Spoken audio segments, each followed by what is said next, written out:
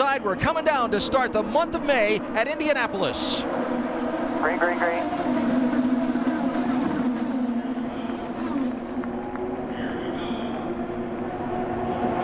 Pagenaud in the neon car with a move, the squeeze into the corner. And Pagenaud's around.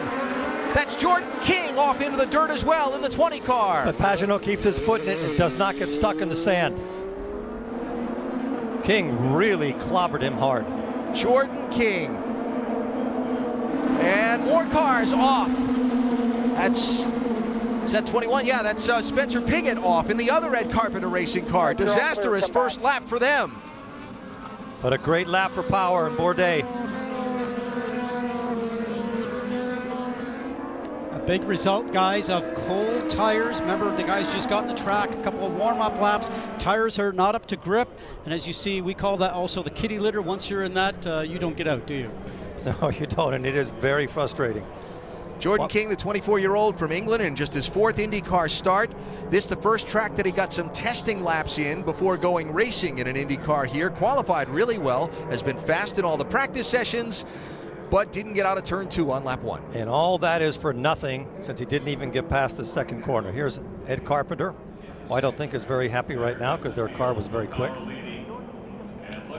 No, I think the arrival right now of Jordan King, I think it's really helped Spencer Pigot too. Two drivers that are very young, drive the same. Now watch what's going on here, all the way down into turn 1. Everybody's jockeying for position.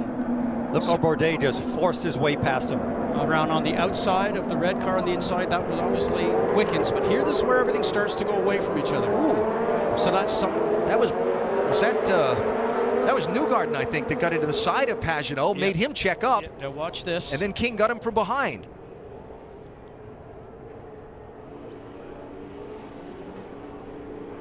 Top view is the best, but you can see with... Can't really see from that angle. With Pagenaud, it looks like he started to come around. Looks like he clipped King. Now watch here. Oh, there you go. Jordan King into the back of Pagenaud. Now here's a look at the second incident at the chicane. So he's just run out of room, goes over the chicane, in the air, lands, and has no control. My goodness. Yeah, turns 5 and 6. Sato right there. These things don't steer very well when you're up in the air. Yeah, steering gets light, doesn't it? I mean, that could have been a lot worse.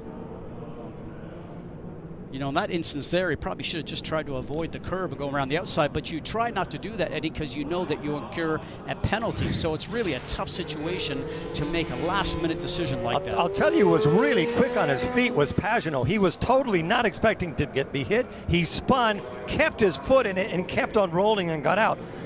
He's still in a position to do well today.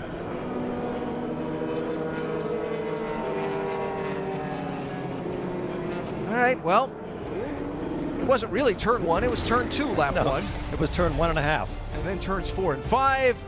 And some people's races ruined before they really got going.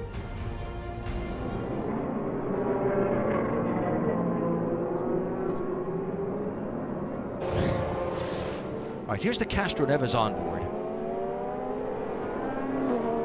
It was Elio that got squeezed wide here, and he's going to get pushed out, I believe, into Pagenaud, making Simon check up, and then Jordan King hit Simon. You're absolutely right. So now, all of the Penske cars except for Pagenaud's this weekend are painted that identical silver Verizon color, and the only distinction between them is the pod on the top of the car are different colors and stripes on the sides of the car. So it was a little hard for me to tell, and I'll apologize to Joseph, whether that was Newgarden or Castroneves. But Castroneves got squeezed from his left by someone that was off in the grass. Here comes Ray. Is that?